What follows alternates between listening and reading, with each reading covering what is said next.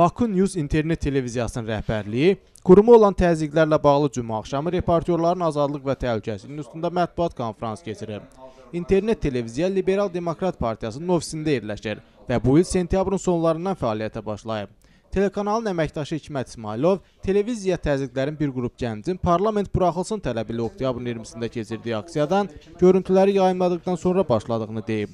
Bunlar hələlik hədə-qorxu dolu naməlum zənglərdir. Telekanalın ofisinə narkotik atılacağı, polis reydi olacağı, avadanlıqların alınacağı hədələrdə bu sırada yer alır.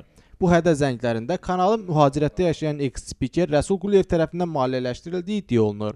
Bir mənalı bildiririk ki, telekanal nəinki Rəsul Quliyev ümumiyyətlə heç kim tərəfindən maliyyələşdirilmir deyə Hikmət İsmailov deyilənləri böhtan adlandırıb.